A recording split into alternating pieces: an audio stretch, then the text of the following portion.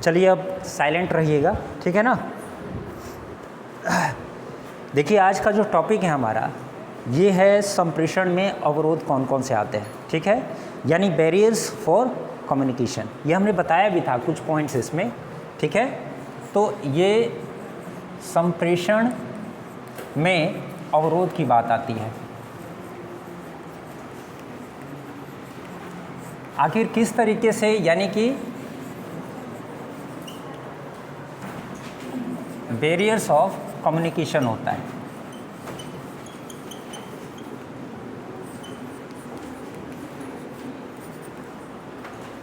देखिए संप्रेषण चूँकि जो होता है ये दो तरफ़ा ये प्रक्रिया होती है संप्रेषण की। कम्युनिकेशन कभी भी दो तरफ़ा होता है, तो उस हिसाब से एक पक्षकार के द्वारा दूसरे पक्षकार तक किसी मैसेज को पहुंचाने में यदि किसी प्रकार की कठिनाई होती है और उस पक्षकार दूसरे पक्षकार को उस पर अपनी प्रतिक्रिया देने में भी कठिनाई होती है, या फिर उस मैसेज को समझने में किसी प्रकार की कठिनाई होती है, या फिर जो एक पक्षकार द्वारा दूसरे पक्षकार को मैसेज किसी चैनल के माध्यम से भेजा जाता है, उसमें अगर किसी भी प्रकार की अवरोध उत्पन्न होते हैं तो वो सभी के सब संप्रेषण में अवरोध पैदा करते हैं, ठीक है। अब इसमें हम देखेंगे क्या कि आखिर संप्रेषण में जो अवरोध पैदा करते हैं, संप्रेषण में अवरोध पैदा करने का मतलब होता है कि संप्रेषण में उत्पन्न होने वाली दिक्कतें, समझ गए। अब जैसे इसमें अवरोध पैदा होते हैं तो उसमें ये आखिर अवरोध की उत्पत्ति किस प्रकार से होती है, ठीक है। इस तरह के अवरोध की उत्पत्ति किस प्रकार से होती है, तो सबसे पहला पॉइंट है आपका कि सूचनाओं के विकसित होने से संबंधित कठिनाई, ठीक है, यानी संदेश या सूचनाओं के विकसित होने से संबंधित, संदेश या सूचना के विकसित होने से संबंधित कठिनाई, ठीक है, विकसित होने से संबंधित कठिनाई, ये पहला पॉइंट आपका हो गया, ठीक है।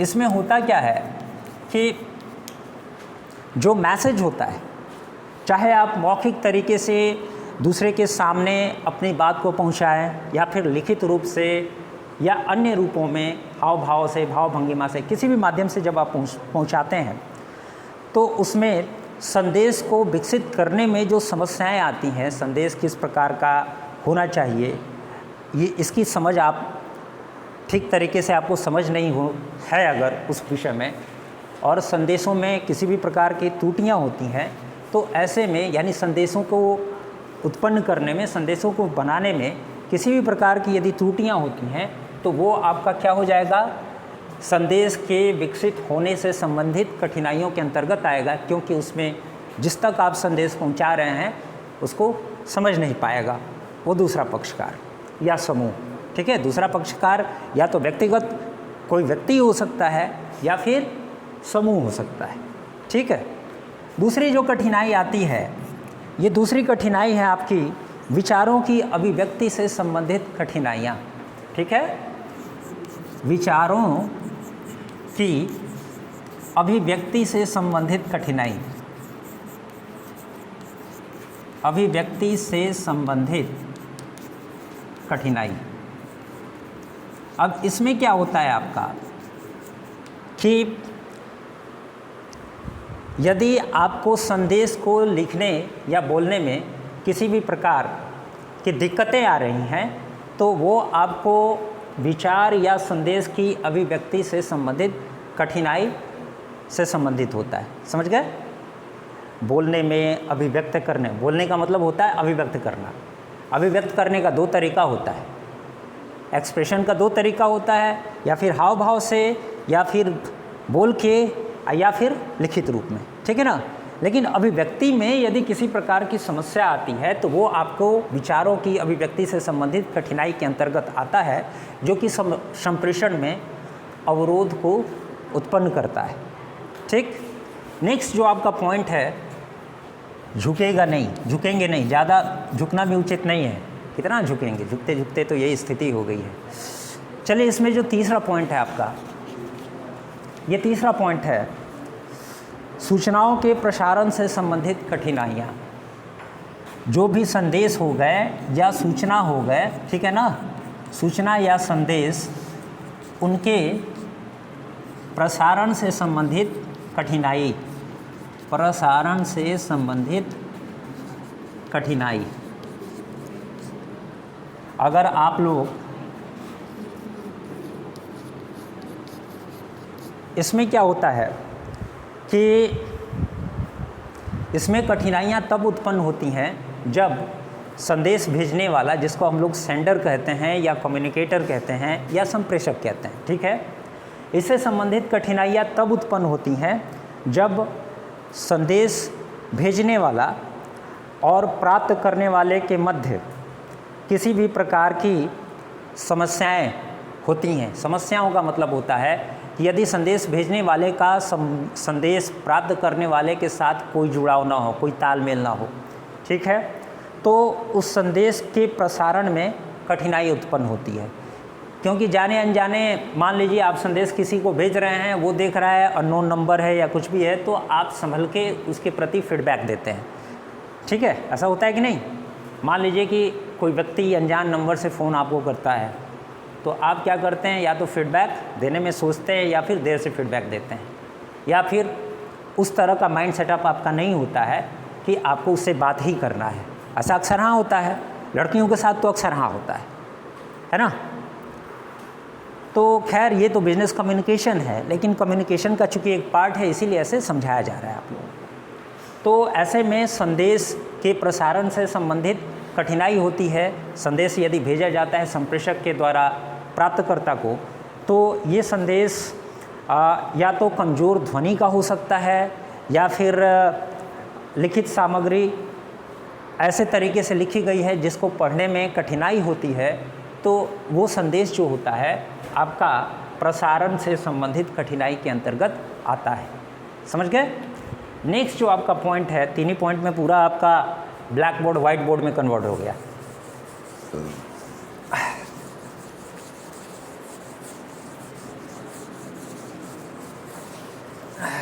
सफ़ेदी की चमकार ज़्यादा है ना, तुरंत सफ़ेद हो जाएंगे हम, यानी ब्लैक से वाइट हो जाएंगे।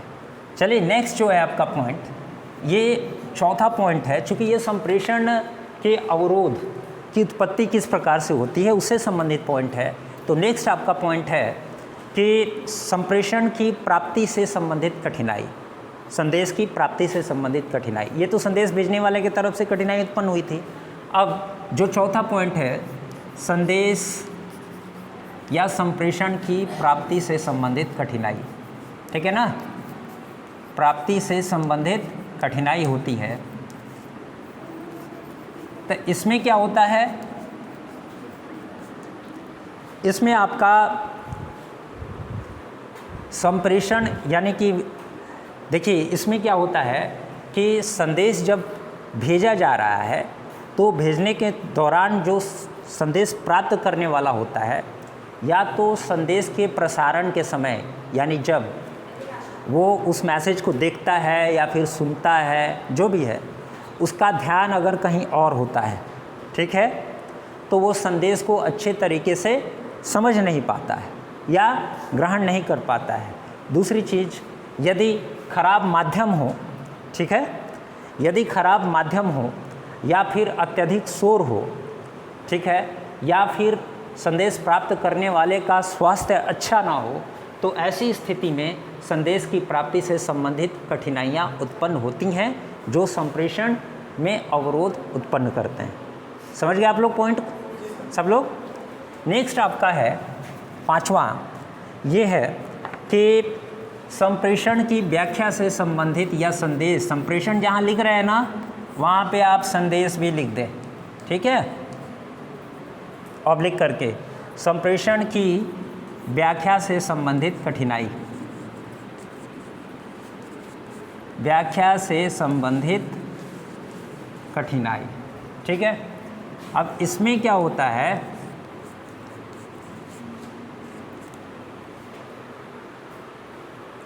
इसमें आपको जो संदेश भेजा जा रहा है उसको समझने में दिक्कतें आती हैं, बहुत तरह की दिक्कतें हो सकती हैं।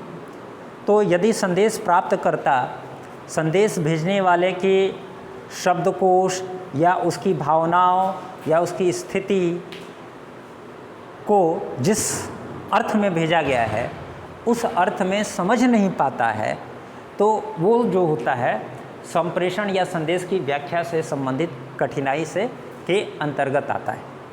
जैसे हमने आपको कहा, ठीक है, आप कहाँ थे जी? हेलो, आपकी बात कर रहे हैं, कहाँ थे? देखो, तुमने कहा कल, हमने बैठ जाओ, हमने जैसे कहा कि आप कहाँ थे, तो तुमने कहा कि कल।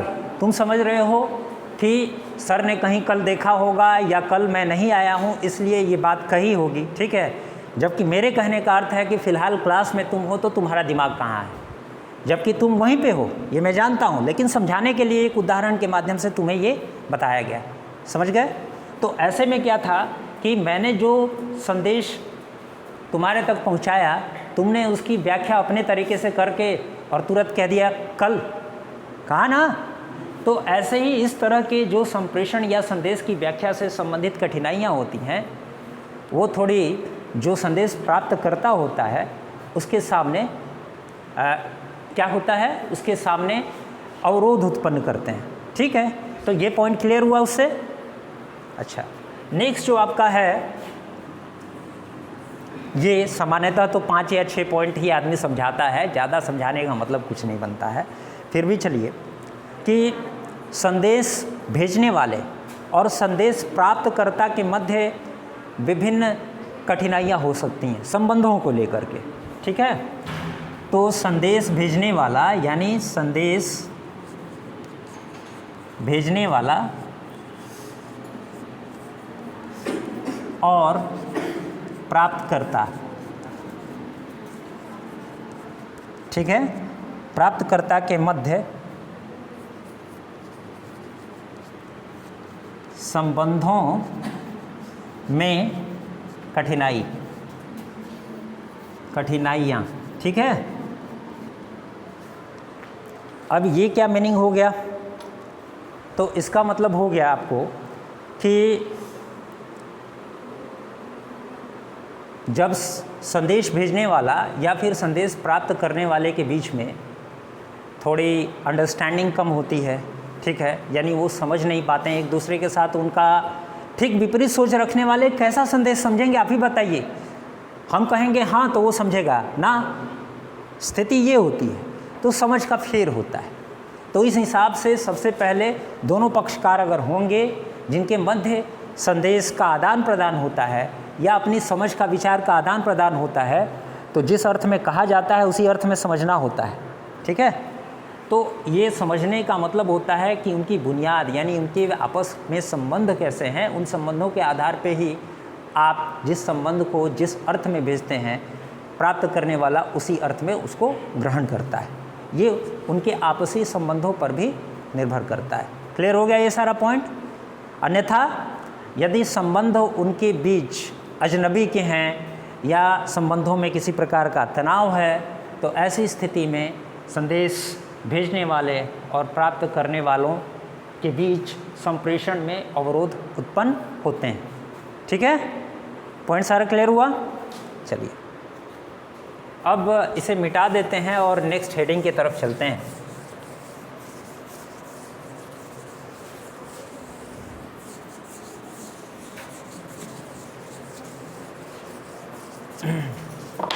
देखिए अगला जो हेडिंग है ये है संप्रेषण के अवरोधों के प्रकार। कितने प्रकार के ये अवरोध होते हैं, ठीक है। संप्रेषण के अवरोध के प्रकार, ठीक है ना। बताएंगे आप लोग अगर कहीं कोई समस्या आएगी तो। सामान्यतः समस्या कहीं नहीं आएगी क्योंकि पहले ही थोड़ी बहुत अगर किसी को भी नॉलेज है फंडामेंटल संप्रेषण के बारे में तो उसको समस्या नहीं आनी चाहिए, ठीक। अब देखिए नेक्स्ट जो है आपका ये है संप्रेषण के अवरोध में सबसे पहला अवरोध आपका आता है भाषागत अवरोध। ठीक है, ये है आपका भाषागत अवरोध। भाषागत अवरोध में क्या क्या चीज़ें आती हैं? भाषा से संबंधित दिक्कतें आती हैं। जैसे आपको त्रुटिपूर्ण शब्दों की अभिव्यक्ति होती है ना, त्रुटिपूर्ण शब्दों की अभिव्यक्ति हो गई। दूसरा हो जाएगा आपका यदि अनुवाद किया गया है गलत तरीके से तो, ठीक है, यानी त्रुटिपूर्ण अनुवाद हो जाएगा आपका। तीसरा आपका हो जाएगा इसी के अंतर्गत अस्पष्ट पूर्व धारणाएं, पूर्व मान्यताएं, ये हो जाएगा। और हो जाएगा तकनीकी भाषा का प्रयोग। ये सारे जो भी होते हैं ना, ये सब आपके अवरोध के प्रकार में जो भाषागत अवरोध है उसमें भाषागत अवरोध में यही सारी चीज़ें आती हैं जो आपके भाषाओं को, चूँकि भाषाएं क्या होती हैं? विचारों की अभिव्यक्ति का एक माध्यम होती हैं एक व्यक्ति से दूसरे व्यक्ति तक पहुंचाने के लिए। ठीक है, अब उसके लिए आप क्या करेंगे? या तो बोल के या फिर लिख के भेजेंगे, विशेष चिन्हों का प्रयोग करेंगे, यही हो सकता है।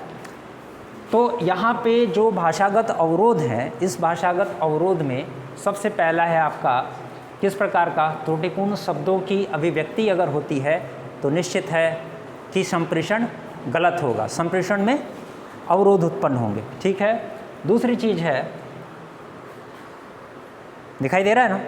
अच्छा, दूसरी चीज़ है कि यदि त्रुटिपूर्ण अनुवाद किया जाए, खास करके ट्रांसलेटर का काम कौन करता है? वो तो अलग से बड़े बड़े कंपनियों में लोग रखे जाते हैं, लेकिन मैनेजर जो होता है बेचारा मिडिल मैन की तरह काम करता है। डायरेक्टर्स के या उच्च पदाधिकारियों के द्वारा अपने नीचे के अधीनस्थों को कुछ सूचनाएं पहुंचानी होती हैं, तो उच्च पदाधिकारी तो बहुत ही टॉप लेवल के कम्युनिकेशन स्किल का प्रयोग करते हैं, लेकिन मैनेजर जो होता है वो उन अधीनस्थों को समझने वाली भाषा में उसका अनुवाद करके उनको भेजता है। और प्राय ऐसा हो जाता है कि कहा कुछ और गया था, माने प्राय नहीं, कहा कुछ और गया था, दूसरे अर्थ में इसने अपने अधीनस्थों को बताया और भाषागत त्रुटियों के चलते काम में लापरवाही या फिर हाँ जो चाहता है टॉप मैनेजमेंट, उसके टॉप जो मैनेजमेंट चाहता है उसके अनुसार जो अधीनस्थ है वो काम नहीं करते हैं। तो ये ऐसा किस लिए होता है? ये ऐसा होता है आपको संप्रेषण में अवरोध, भाषागत अवरोध उत्पन्न होने के चलते ऐसा होता है। ठीक है, अस्पष्ट पूर्व मान्यताएं होती हैं। अस्पष्ट पूर्व मान्यताएं का मतलब होता है कि पहले से ही किसी संदेश के विषय में अवधारणाएं उत्पन्न कर लेना अपने मस्तिष्क में। ठीक है, तो कहते हैं ना, आप यदि प्रतिदिन सुबह उठ के अपने चेहरे को जिस तरीके से देखेंगे वैसे ही आपका चेहरा आपको दिखाई देगा। ठीक है, यानी किसी चीज़ के विषय में जब आप जैसा सोचेंगे वैसा ही वो आपको आईने में दिखाई देगा। आज बहुत स्मार्ट लग रहे हैं, अगर ऐसा सोचते हैं आईने के सामने जाते हैं तो निश्चित क्या आईना आपको कहता है कि आप वाकई में स्मार्ट लग रहे हैं। ठीक है, ऐसा होता है। और कहा जाता है कि जैसा सोचते हैं वैसा बनते हैं, जैसा बोलते हैं ऐसा बनते हैं, ये बात नहीं है, जैसा सोचेंगे वैसा बनेंगे। ठीक है, तो यहाँ पे हमारे कहने का मतलब है कि अस्पष्ट पूर्व मान्यताएं जो होती हैं ये किसी के प्रति अवधारणा होती है जो आप जिसके विषय में सोचते हैं, क्योंकि जिस तरीके से आप सोचते हैं उसी तरीके से आप उस संदेश का, ठीक है, मायने निकालते हैं। तो इसमें अस्पष्ट पूर्व मान्यताएं जो हो गई ये आपको भाषागत अवरोध उत्पन्न करती हैं। तकनीकी भाषा का प्रयोग, जैसे डॉक्टर्स हो गए, ठीक है, तो डॉक्टर्स या कोई इंजीनियर हो गया, कंप्यूटर सॉफ्टवेयर इंजीनियर हो गया, वो जिस तरीके से भाषाओं का या शब्दों का प्रयोग करके सामने वाले को समझाता है, सामने वाला समझने में उसको प्रॉब्लम होती है ना। तो ये सब जो भी होते हैं ये भाषागत अवरोध के अंतर्गत आते हैं। क्लियर हुआ? अब दूसरा जो है आपका ये है नेक्स्ट, संगठनात्मक अवरोध किस तरह का होता है। संगठनात्मक अवरोध के बारे में आप जानते होंगे, संगठन की संरचना पे बहुत कुछ जो संप्रेषण होता है ये निर्भर करता है, ठीक है। तो इसमें हो जाएगा नेक्स्ट आपका दूसरा जो है ये है संगठनात्मक अवरोध। देखिए, यदि हिंदी में किसी को दिक्कत होती है तो सामान्यतः समझने के लिए हिंदी का प्रयोग तो कर ही सकता है। आपको कोई दिक्कत तो नहीं है? चलिए ठीक, आप लोगों को भी? हाँ, बहुत ही सहज है ये, जो कि आम तौर पे हम औपचारिक और अनौपचारिक तरीके से संप्रेषण करते रहते हैं, क्योंकि ये नित्य निरंतर चलने वाली है ना। सही है। अब चलिए, संगठनात्मक अवरोध में किस प्रकार के अवरोध उत्पन्न होते हैं। तो सबसे पहला जो है ये है आपका संगठन की नीतियाँ। संगठन की नीतियाँ या फिर संगठन के नियम, ठीक है। और इसमें क्या होता है कि आप संगठन के नियम, जैसे कोई भी मैसेज है, मैसेज में अगर स्वतंत्रता होती है तो मैसेज में मौलिकता रहती है। किसी भी संदेश में संदेश भेजने वाले को यदि स्वतंत्र छोड़ा जाता है तो वह संदेश की रचना मौलिक तरीके से करता है, लेकिन संगठन के नियम और नीतियों के चक्कर में आकर के जो संदेश की मौलिक रचना होती है उसमें कुछ परिवर्तन हो जाते हैं, जिसके चलते क्या होता है, संगठनात्मक अवरोध से संबंधित जो कठिनाइयाँ होती हैं ये संप्रेषण में अवरोध के प्रकार के रूप में सामने आते हैं। समझ गए। नेक्स्ट जो आपका है ये है आपको जटिल संगठनात्मक संरचना, ठीक है। संगठन की जटिल संरचना, संगठन की जटिल संरचना। आप लोगों के पेन नहीं चल रहे हैं, क्या बात है? हैं? सुनने से काम नहीं चलता है। संगठन की जटिल संरचना जो होती है, संगठन की जितनी ही जटिल संरचना होगी तो वो जो होगा संप्रेषण में उतना ही बाधाएं उत्पन्न करेगा। कैसे? अब मान लीजिए संगठन की संरचना जो है जितने ही कड़ी संगठन में होते जाएंगे सीढ़ियों की तरह, ठीक है, तो जो निचली सीढ़ी है वहाँ तक संदेश पहुँचते पहुँचते वो अपने मौलिकता को खो देता है और संदेश ग्राही जो है आप कहेंगे कुछ और ऊपर से और वो सुनेगा कुछ और, ठीक है। ठीक ऐसे ही जैसे कि कान में किसी के एक गेम होता था जिसमें कि कान में आपने कुछ कहा, उसने किसी को कुछ कहा, उसने कुछ कहा, लास्ट वाले से पूछा गया क्या कहा भाई, उसने कुछ और बता दिया, ठीक है। ये कम्युनिकेशन का ही एक चीज़ है, लेकिन उसमें देखिए कि कैसे कम्युनिकेशन वहाँ तक पहुँचते पहुँचते लास्ट कड़ी तक वो कुछ और समझता है, ठीक है। तो उस हिसाब से इस तरह के संगठन की संरचना की जटिलता जितनी ही होगी वहाँ पे संप्रेषण का तरीका उतना ही अप्रभावकारी होता है। समझ गए। नेक्स्ट आपका है कि संगठनात्मक सुविधाएं। ये संगठनात्मक सुविधाएं क्या होती हैं, इसको ज़रा समझिएगा। संप्रेषण के लिए जो संगठनात्मक सुविधाएं, आप जानते हैं किसी भी संगठन में संदेश का जो प्रवाह होता है या तो उदग्र होगा या फिर क्षैतिज होगा या फिर कर्णीय होगा, यही ना होता है, या फिर ऐसे होगा, यही होता है ना। अब ये बताइए कि अगर इस तरह की सुविधाएं किसी संगठन में ना हो तो क्या संदेश प्रभावकारी हो सकता है? दिक्कत हो जाएगा। अब मान लीजिए कि यहाँ से यहाँ तक जाएगा, फिर यहाँ से ऐसे जाएगा, फिर ऐसे जाएगा, ये क्या मतलब बनता है? तब तक तो आप समझ सकते हैं टाइम टेकिंग होगा, गैप होगा, उत्पादन प्रभावित होगा, कार्य प्रभावित होगा, ठीक है। तो टाइम मैनेजमेंट के लिए देखिए, कभी भी संप्रेषण की व्यवस्था इस तरीके से होनी चाहिए कि एक तो संगठन को निर्णय लेने में जहाँ ज़रूरत हो शीघ्र निर्णय लेने की, वहाँ अति शीघ्र निर्णय लिया जाए, ठीक है। अब मान लीजिए कच्चे आपूर्ति के माल की सप्लाई के लिए आप संदेश भेज रहे हैं, अब ये प्रॉपर वे में संदेश जाए तब तक माल आपका ख़त्म हो जाए, कच्चा माल, आपूर्ति में विलम्ब हो जाए तो उत्पादन ठप हो जाएगा कि नहीं हो जाएगा? तो इस तरीके से संदेश का एक संगठन में, चाहे वो उत्पादन करता हो, चाहे सेवाएं देता हो, कुछ भी करता हो, उसमें जो संगठन की संरचना को बनाए रखने के साथ साथ एक सतत रूप से सुचारू रखने के लिए संदेश को संगठनात्मक सुविधाएं उसमें ज़रूर होनी चाहिए संप्रेषण के लिए, ठीक है। अन्यथा क्या होगा, वो संगठनात्मक अवरोध के रूप में सामने आ जाएगा, ठीक है।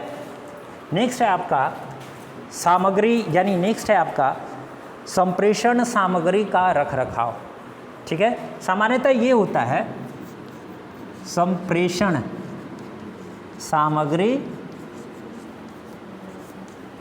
का रखरखाव। संप्रेषण सामग्री जो होता है सामान्यतः मौखिक रूप से अगर रहते हैं तो उसमें कोई दिक्कत नहीं होती है, लेकिन यदि संप्रेषण के लिए आप फैक्स रखते हैं, लैंडलाइन फ़ोन रखते हैं, मोबाइल रखते हैं, खास करके जो लिखित दस्तावेज होते हैं उनको सुरक्षित तरीके से प्रायः नहीं रखा जाता है। उसके पीछे कारण है, जब से ये डिजिटल डॉक्यूमेंट्स आए हैं ना, यानी किसी भी चीज़ की एक स्कैन करके कॉपी सिस्टम में सुरक्षित रख लो, तब से ये प्रॉब्लम आ गए हैं। जबकि हकीकत ये है कि जब कभी महत्वपूर्ण दस्तावेज़ों की आवश्यकता होती है सरकार के सामने, तो वो ओरिजिनल डॉक्यूमेंट ओरिजिनल होता है।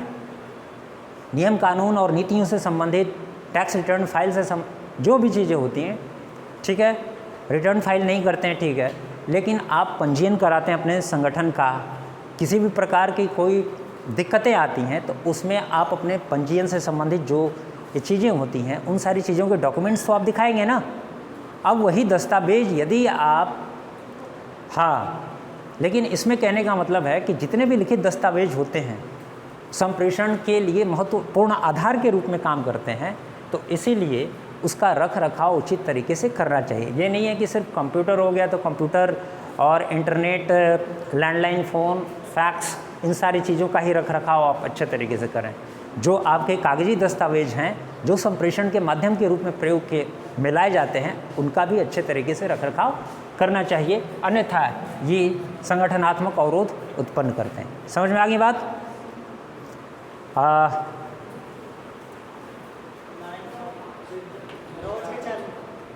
10:09:04 हो गया ना, तो आज यहीं क्लोज़ करें,